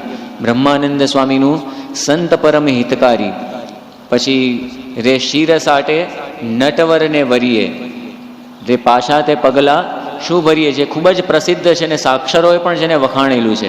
એટલે એવા બધા આ ભજનો. પ્રેમાનંદ સ્વામીનું મેં તો તેરે બિરુદ ભરોસે બહુ નામી, હો રસિયા મેં તો શરણ તિહારી, બિસરન જાજો મેરે મિત. આ બધા ભજનો ઉપર તો ગાંધીજી ઓવારી ગયા છે ને એમણે પોતાની આશ્રમ ભજનાવલીની અંદર પણ આ બધા સમાવેલા છે. એટલે આ બધા પરમહંસો કેવળ સંગીતકારો જ નહોતા, સારામાં સારી કક્ષાના કવિઓ પણ હતા. જે પરમહંસોના આ બધા પદોના આધારે આપણે શ્રીજી મહારાજની મૂર્તિ એ આપણે માણવાના છીએ. તો એ પરમહંસો પણ કેવા હતા મહારાજને? મહારાજે એકવાર આ પરમહંસોને પ્રશ્ન પૂછ્યો કે તમારી વિશેષતા શી? એ વખતે બ્રહ્માનંદ સ્વામીએ વાત કરી. જુદા જુદા પરમહંસોએ પોતાની જુદી જુદી વિશેષતા કહી. બ્રહ્માનંદ સ્વામીએ કહ્યું કે હું જે કાવ્યોની રચના કરું એમાં એકનો એક શબ્દ બીજી વાર ન આવે. હવે આપણામાંથી કોઈએ પણ જો કાવ્ય બનાવવા પ્રયત્ન કર્યો હોય ને જિંદગીમાં એકવાર પણ, તો એને આ બ્રહ્માનંદ સ્વામીનો મહિમા સમજાય એમ છે, બાકી આ સમજાય એમ જ નથી કે એકનો એક શબ્દ બીજી વાર આવે નહીં. અને બીજી આગળ કેવી વાત કરી, છતાં બીજા શબ્દો ગોતવા ના પડે. આપણે તો 2 દિવસ થાય ગોતવો પડે શબ્દ કે આની જગ્યાએ હવે આ શબ્દ નહીં તો બીજો કયો શબ્દ ગોઠવવો. અને વળી કાવ્યમાં જડ ચમક એવી કે કોઈ દોષ જણાય નહીં, અને બીજો કોઈ કવિ એવી જડ ચમક લાવી શકે નહીં. આ બ્રહ્માનંદ સ્વામીએ પોતે પોતાનું પ્રમાણ આપેલું છે. પણ હવે આપણને કોકને શંકા થાય, આ બ્રહ્માનંદ સ્વામી ઠીક છે બોલી ગયા, પણ હવે એવું કંઈ થોડું હોય. પણ હવે આપણે નથી કહેતા, પણ નામાંકિત કવિઓ કે જે કવિઓને સારામાં સારા પ્રાઇઝ મળેલા છે, જેમ કે દુલાભાયા કાગ. દુલાભાયા કાગને ભારત સરકારનો એકદમ પ્રતિષ્ઠિત એવોર્ડ કહેવાય, પદ્મશ્રી એવોર્ડ. બહુ સારામાં સારી કક્ષાના જે આર્ટિસ્ટ હોય જે તે ક્ષેત્રના, એમને જ એ એવોર્ડ પ્રાપ્ત થતો હોય છે. ગમે તેવાને કંઈ મળે નહીં મારા જેવાને. તો દુલાભાયા કાગને આ પદ્મશ્રી એવોર્ડ એ પ્રાપ્ત થયો હતો. અને એ દુલાભાયા કાગ બાપુએ રવિન્દ્રનાથ ટાગોર એકવાર કંઈક અહીંયા આવ્યા છે. રવિન્દ્રનાથ ટાગોર એટલે એમણે પોતાના જે કાવ્ય સંગ્રહ ગીતાંજલિ, એના માટે તો નોબેલ પ્રાઇઝ દુનિયાનો પ્રતિષ્ઠિત એવોર્ડ કહેવાય. પહેલામાં પહેલું કોઈ પણ ભારતીય એને નોબેલ પ્રાઇઝ મળ્યું હોય ને તો આ રવિન્દ્રનાથ ટાગોર. અને લિટરેચરની અંદર સાહિત્યમાં એમને આ નોબેલ પ્રાઇઝ મળ્યું હતું લગભગ 1913ની આજુબાજુ લગભગ. એટલે બહુ શરૂઆતમાં કહી શકાય, 20મી સદીની શરૂઆતમાં.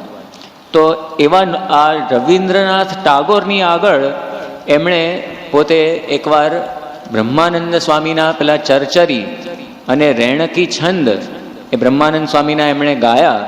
અને એ સાંભળીને રવિન્દ્રનાથ ટાગોર પણ પોતે એકદમ ખુશ થઈ ગયા. અને રવિન્દ્રનાથ ટાગોરે એ વખતે વાત કરી કે આવો આટલો અદ્ભુત એ કોણે આવી રચના કરેલી છે?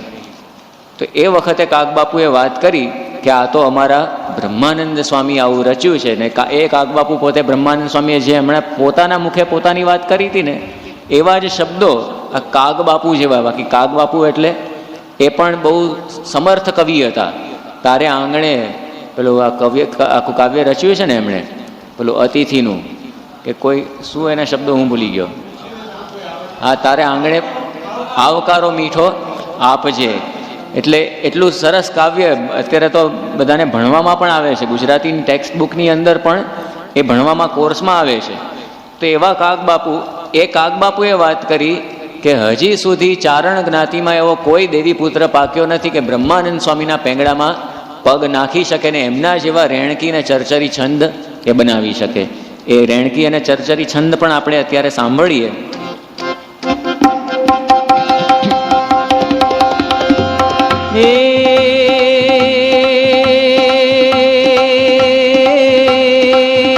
सर सर पर सधर अमर तर अनुसर कर कर वर धर मेल करे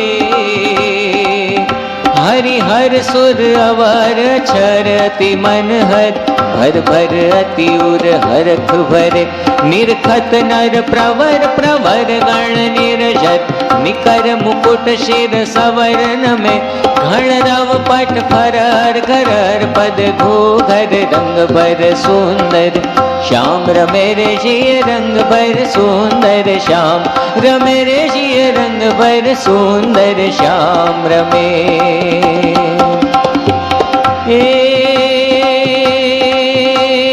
देखत बड़ भाग लाग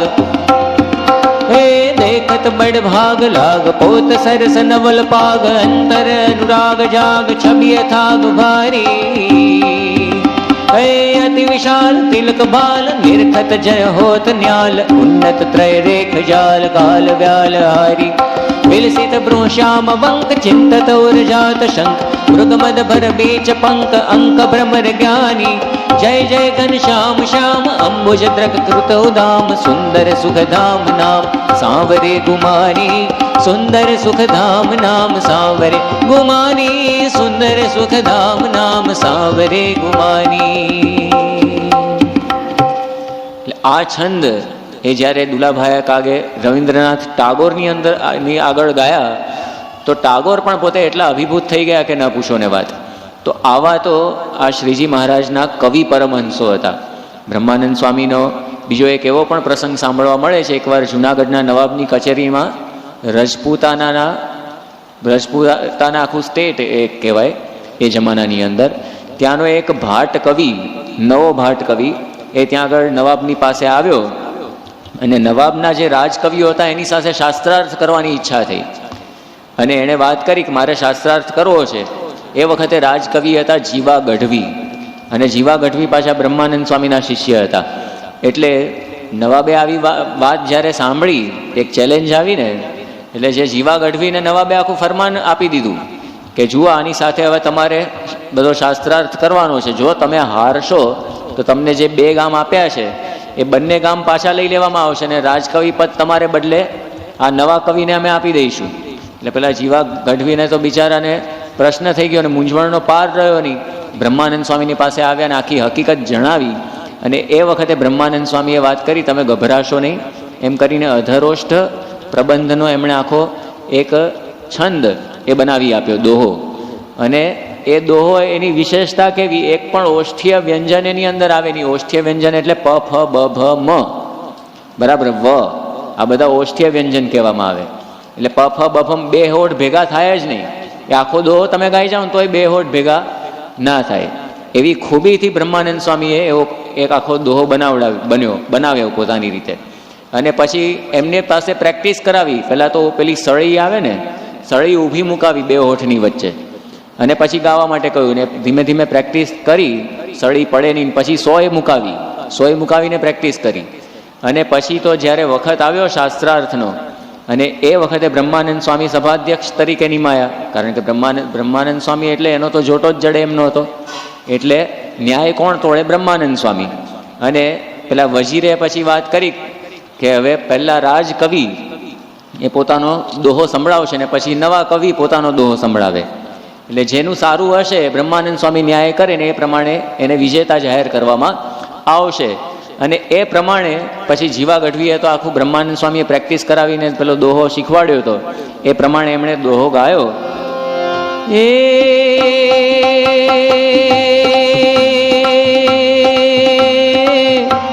કે સ્રષ્ટા કારણ સકલ કે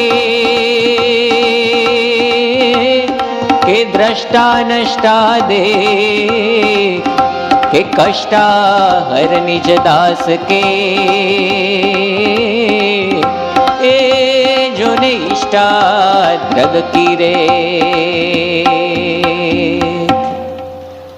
આટલો સરસ આખો દોહો એ વચ્ચે 100 મૂકીને એ પેલા જીવા ગઢવીએ ગાયો. 100 પડી પણ ના ગઈ કે પછી લોહી પણ ના નીકળ્યું, 2 હોઠની વચ્ચે પીસાઈ પણ ના ગઈ અથવા તો હોઠની અંદર પરોવાઈ ના ગઈ. એટલે આવું આશ્ચર્ય જોઈને પેલો નવો ગઢવી તો બિચારો એના પગની નીચેથી તો જાણે ધરતી આમ ખસવા માંડી, મૂંઝાઈ ગયો શું કરવું. એને પોતે હાર ત્યાં આગળ કબૂલી લીધી કે આવા દોહા તો મને બનાવતા આવડતા નથી. અને જીવા ગઢવીની વાહ થઈ ગઈ સભાની અંદર. તો આવા બ્રહ્માનંદ સ્વામી પોતે કવિ હતા. અને આજે પણ ગુજરાતના જે જાણીતા કવિઓ, એ ગુજરાતના જાણીતા કવિઓને પણ આ શ્રીજી મહારાજના પરમહંસોના ભજનોમાંથી નવા ભજનો બનાવવાની પ્રેરણા મળે છે. વચમાં એક પુસ્તક જોવા મળ્યું હતું, સુરેશ દલાલ અત્યારના જે આધુનિક સમયના એક સારા કવિઓમાં ગણાય છે ગુજરાતના. તો સુરેશ દલાલે એક પુસ્તક પોતે બહાર પાડેલું છે, હમણાં થોડા વખત પહેલાં બહાર પડ્યું. એમાં શ્રીજી મહારાજના પરમહંસનું જે એક પદ, હું અત્યારે ભૂલી ગયો છું, એ પદની એક કડી લઈને પછી આખું ભજન પોતાની રીતે બનાવ્યું અને બધાને શીખવાડ્યું કે આવી રીતે તમારે ભજન, આવી રીતે કોઈ પણ કાવ્ય એ બનાવતા શીખવું જોઈએ. તો કવિઓને પણ આ પરમહંસો પાસેથી પ્રોત્સાહન મળે છે, પ્રેરણા મળે છે. જે કવિ નાનાલાલ કવિ નાનાલાલ ખૂબ જ પ્રસિદ્ધ કવિ છે. લગભગ ગુજરાતની કોઈ પણ શાળા બાકી નહીં હોય કે જેમાં અસત્યો માહેથી પ્રભુ પરમ સત્ય તું લઈ જા એ પ્રાર્થના ગાવામાં ન આવતી હોય. એના રચયિતા કોણ? એ નાનાલાલ, દલપતરામના પુત્ર. એ કવિ નાનાલાલે પણ એક ભજન પોતે બનાવેલું છે, મારા કેસર ભીના કંથરે સીધાઓને રણવાટ. એ ભજન એમણે ક્યાંથી ઉઠાંતરી કરી?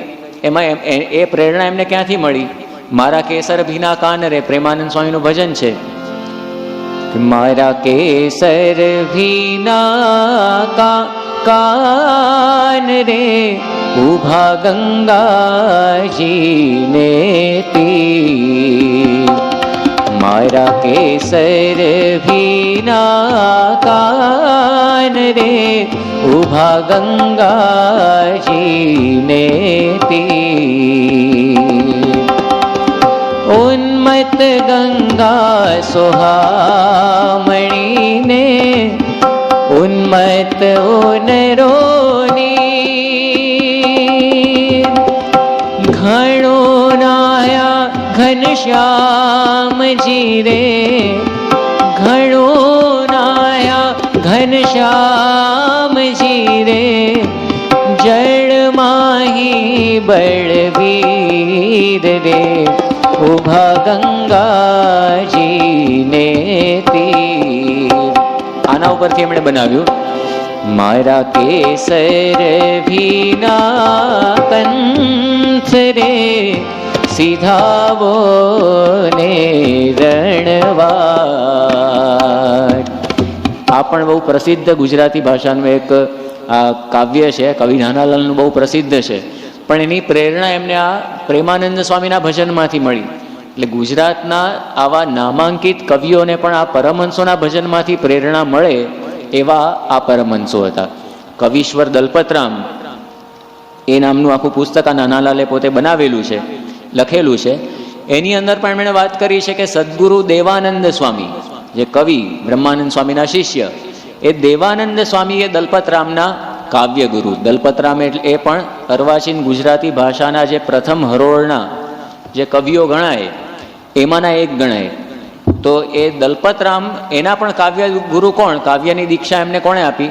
તો આ દેવાનંદ સ્વામી. એમની પાસેથી પિંગળ વગેરે શાસ્ત્રો પોતે ભણ્યા હશે. તો આ રીતે આપણને જોવા મળે છે કે આ શ્રીજી મહારાજના આવા પરમહંસો હતા. અને આ સંતો પાછા કેવળ ગુજરાતી કે હિન્દી ભાષાના જ નિષ્ણાતો નહીં, એ સાથે બીજી અનેક ભાષાના પોતે ભજનો બનાવી જાણતા હતા. એટલે કે અનેક ભાષાઓ પોતે જાણતા હતા. જેમ કે વ્રજ ભાષાની અંદર પણ આ બધા પરમહંસોએ બનાવેલા છે. એક ભજન આપણે સાંભળતા હોઈએ છીએ ઘણી વાર, मैं तो ही सूं लगाया हो नहरा,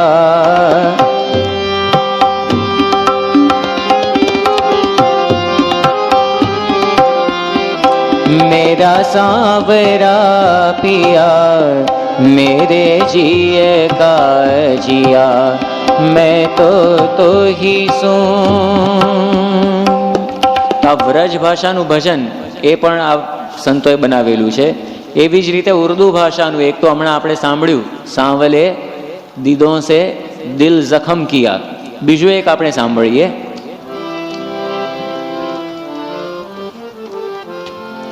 दिखला दीदार प्यारा, दिखला दीदार प्यारा है महबूब हमारा, दिखला दीदार प्यारा. माशूक जरा दे देना, माशूक जरा दे देना, नैनों का नजारा इतने में तो होएगा, इतने में तो होएगा, आशिकुंदा गुजारा,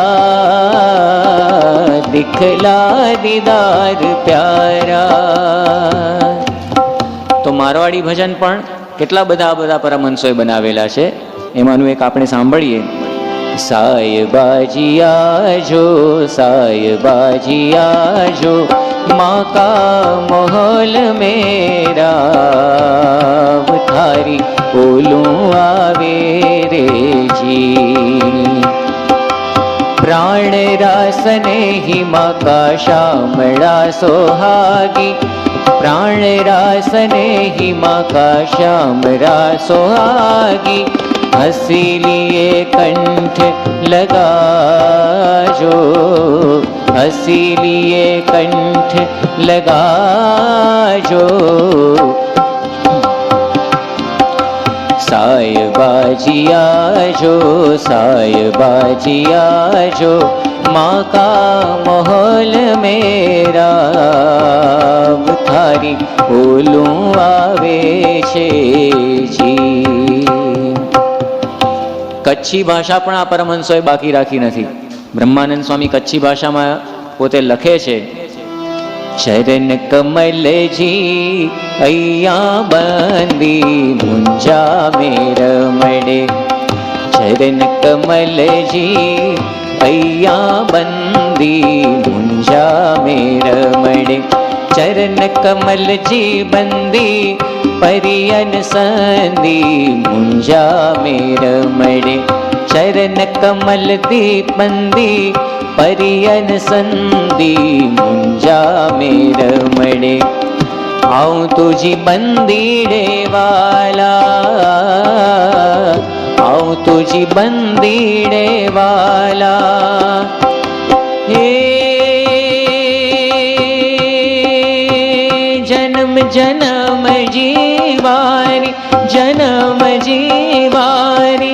हथ तां जोड़ीने ऊभी हाजर रंदी मुंजा मेर मड़े, हथ तां जोड़ीने ऊभी हाजर रंदी मुंजा मेर मड़े। चरण कमल दी अय्या बंदी मुंजा मेर मड़े। અને પંજાબી ભાષા, પંજાબ તો કેટલો દૂરનો પ્રદેશ છે, આ તો હજી બધા કંઈક નજીકના પ્રદેશો છે કે આ કચ્છી એટલે કચ્છ એટલે ગુજરાતનો જ એક ભાગ ગણાય. મારવાડી છે તો બ્રહ્માનંદ સ્વામી બધા મારવાડી ગુજરાતથી તો નજીક કહેવાય, પણ પંજાબી ભાષામાં પણ આ પરમહંસોએ ભજન બનાવેલા છે. આપણે ઘણીવાર કીર્તન આરાધના પણ આ ભજન સાંભળીએ છીએ.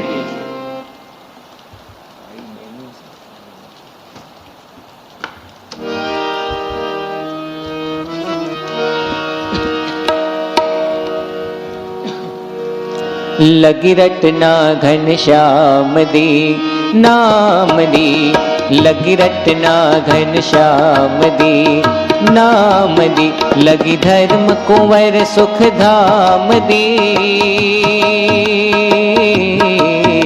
लगी धर्म कुंवर सुख धाम दी, नाम नाम नाम दी, लगी रटना घनश्याम दी नाम दी। बिसरत नाही माधुरी मूरत, बिसरत नाही, बिसरत नाही माधुरी मूरत, बिसरत नाही।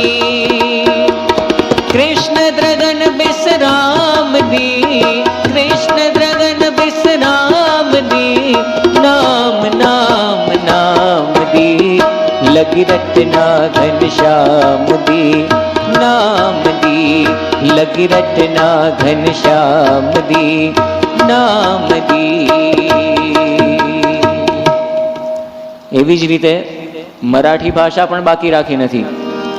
ભજ કૃષ્ણ ગોવિંદ રામા રે રામા રે, ભજ કૃષ્ણ ગોવિંદ રામા રે રામા રે, ભજ કૃષ્ણ ગોવિંદ રામા રે, ભજ કૃષ્ણ ગોવિંદ રામા રે રામા રે, ભજ કૃષ્ણ ગોવિંદ રામા રે રામા રે, ભજ કૃષ્ણ ગોવિંદ રામા રે રામા રે।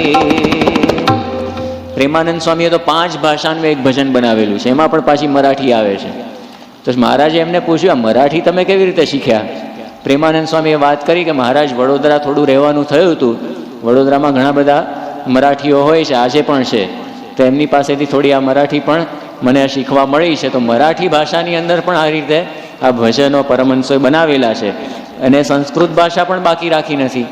સંસ્કૃતમાં પણ એક ખૂબ જ સુંદર એક શ્રીજી મહારાજની સ્તુતિ એ બનાવેલી છે, નિષ્કામ વર્ણીએ, આપણે સાંભળીએ.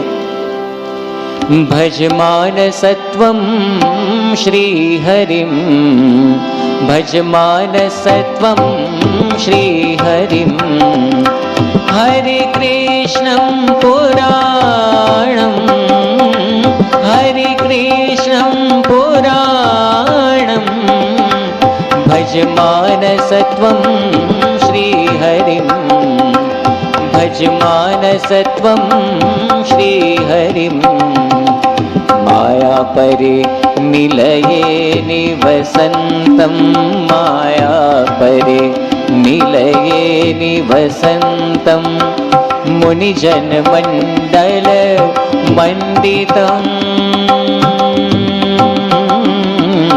માયા પરે નિલયે નિવસંતમ, મુનિજન મંડલ મંડિતમ, નવઘન મેચકમંગમ દધાનમ, નવઘન મેચકમંગમ દધાનમ, વામરિપો મદ મારકમ, હરે કૃષ્ણમ પુરાણમ,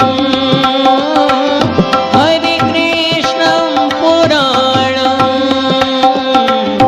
ભજમાન સત્વમ શ્રી હરિમ, ભજમાન સત્વમ શ્રી હરિમ.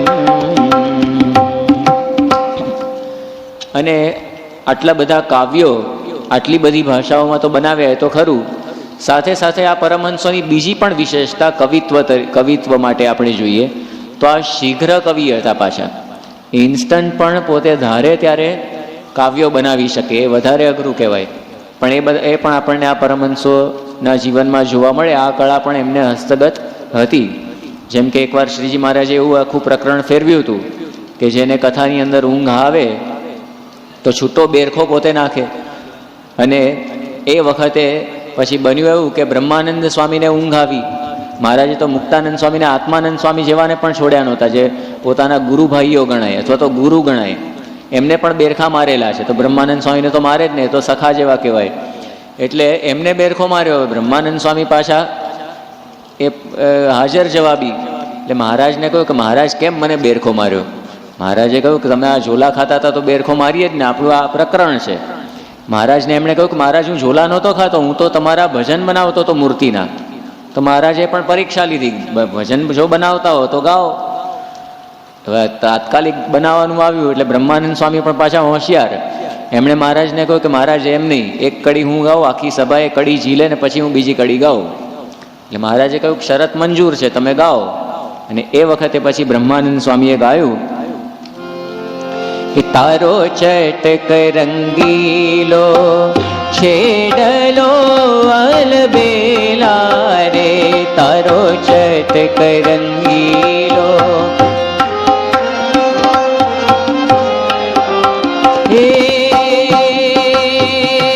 કાઈ નવલ કસુંબી પાઘ રંગના રેલા રે, કાઈ નવલ કસુંબી પાઘ રંગના રેલા રે, તારો ચટક રંગીલો છેડલો અલબેલા રે, તારો છેડલો અલબેલા રે, ઘેરે રંગે ગુચ્છ ગુલાબના અલબેલા રે, ઘેરે રંગે ગુચ્છ ગુલાબના હે જોઈ ભ્રમર ભમે તે ઠોર રંગના રેલા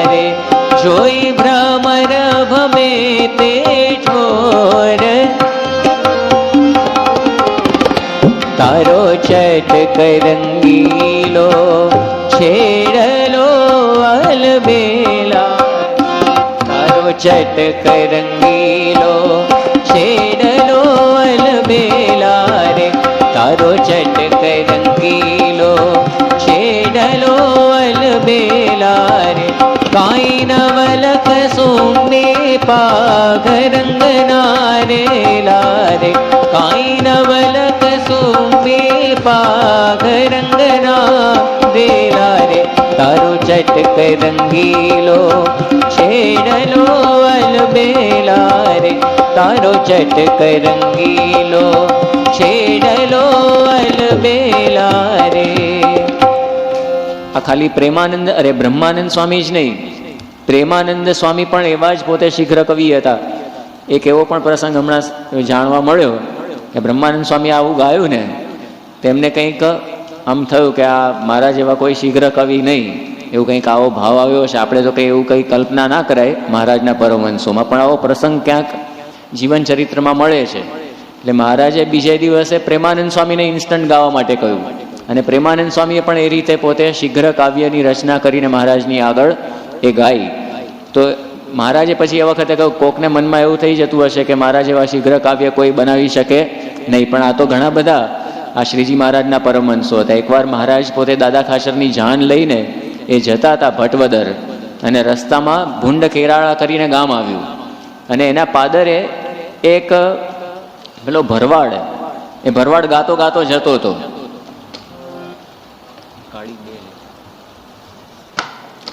કે જાંબુડે જાઈશ માં ઘાયલ, જાંબુડે જાઈશ માં, જાંબુડે જાઈશ માં ઘાયલ, હે જાંબુડે જાઈશ માં, જાંબુડે જાતો જાંબુડા ખાઈશ માર જણિયા, જાંબુડે જાતો જાંબુડા ખાઈશ માર જણિયા. હવે આવું ગાતો ગાતો જતો હતો. હવે શ્રીજી મહારાજને આ ઢાળ બહુ ગમી ગયો. કે મહારાજે પ્રેમાનંદ સ્વામીને કહ્યું કે પ્રેમાનંદ સ્વામી આ શબ્દોમાં કંઈ બરકત નથી, પણ ઢાળ બહુ સરસ છે, એટલે તમે કંઈક ભજન બનાવો. અને ઇન્સ્ટન્ટ શીઘ્ર કવિ પ્રેમાનંદ સ્વામી. પ્રેમાનંદ સ્વામીએ તરત જ મહારાજની મૂર્તિના 4 અદ્ભુત પદો એ વખતે ગાયા. મહારાજે સોનેરી મોળિયું પોતે ધારણ કર્યું હતું, કારણ કે વરરાજાના બાપ તરીકે જતા હતા ને, એટલે માથે પણ સોનેરી આખો પેલો સાફોને બાંધ્યું હતું. એટલે એમણે ગાયું એ વખતે કે સોનેરી મોળિયું સુંદર, સોનેરી મોળિયું, સોનેરી મોળિયું સુંદર, હે સોનેરી મોળિયું, સોનેરી મોળિયું ધર્મ કુંવરનું, હે સોનેરી મોળિયું ધર્મ કુંવરનું. મોતીડે મોળિયું સુંદર, મોતીડે મોળિયું, મોતીડે મોળિયું સુંદર, હે મોતીડે મોળિયું, મોતીડે મોળિયું રસિક સુંદરનું, મોતીડે મોળિયું રસિક સુંદરનું. ભાલ વિશાળમાં સુંદર, ભાલ વિશાળમાં, ભાલ વિશાળમાં સુંદર, હે ભાલ વિશાળમાં, ભાલ વિશાળમાં તિલક કેસરનું, ભાલ વિશાળમાં તિલક કેસરનું. ભ્રુકુટી સુંદર જાણીએ, ભ્રુકુટી સુંદર રે, ભ્રુકુટી સુંદર જાણીએ, હે ભ્રુકુટી સુંદર રે, ભ્રુકુટી સુંદર રે ઘર મધુકરનું, ભ્રુકુટી સુંદર રે ઘર મધુકરનું. સોનેરી મોળિયું સુંદર, સોનેરી મોળિયું, સોનેરી મોળિયું સુંદર, હે સોનેરી મોળિયું, સોનેરી મોળિયું ધર્મ કુંવરનું, સોનેરી મોળિયું ધર્મ કુંવરનું. આ 4 પદ શ્રીજી મહારાજની આગળ ગાયા મહારાજ એટલા પ્રસન્ન થઈ ગયા છે, પોતે સોનેરી મોળિયું ધારણ કર્યું હતું ને સીધું કાઢીને પ્રેમાનંદ સ્વામીને અર્પણ કરી દીધું, એમની તરફ ફેંક્યું. આમ અર્પણ કર્યું એટલે દૂર પ્રેમાનંદ સ્વામી તો હતા, ગાતા ગાતા જતા હતા, તો પ્રેમાનંદ સ્વામીની ઉપર ફેંક્યું. તો પ્રેમાનંદ સ્વામીએ પોતે ઝીલી લીધું, પણ લઈને સીધું પાછા મહારાજની પાસે આપવા માટે ગયા કે મહારાજ વરરાજાનો બાપ આવે ઉઘાડે માથે, એ આવી રીતે છે કે ત્યાં માંડવે પહોંચે એ યોગ્ય ગણાય નહીં, એટલે અત્યારે આપ ધારણ કરી રાખો, ગઢડા જઈને પછી મને આપી દેજો. તો આ મહારાજ પણ આવા પ્રસન્ન પ્રેમાનંદ સ્વામીની ઉપર થઈ ગયા. તો આવી રીતે આ શ્રીજી મહારાજના પરમહંસો કેવળ ઉત્કૃષ્ટ કક્ષાના સંગીતકાર જ નહોતા, આવા અતિશય ઉચ્ચ કક્ષાના કવિઓ પણ હતા. અને એટલું જ નહીં, એનાથી પણ વિશેષ આપણે આગળ આવતીકાલે વાત જોઈશું કે આ જે સંતો હતા એ ઉત્કૃષ્ટ કક્ષાના ભક્તો પણ હતા. એવા ભક્તોની કલમે, એવા સંગીતકારોની કલમે અને એવા કવિઓની કલમે આપણે શ્રીજી મહારાજની મૂર્તિને આ પારાયણની અંદર એ માણવાના છીએ. તો આજની કથાને આપણે અહીંયા વિરામ આપીએ, વિશેષ વાતો આપણે આવતીકાલે જોઈશું. શ્રી સ્વામિનારાયણ ભગવાનની જય.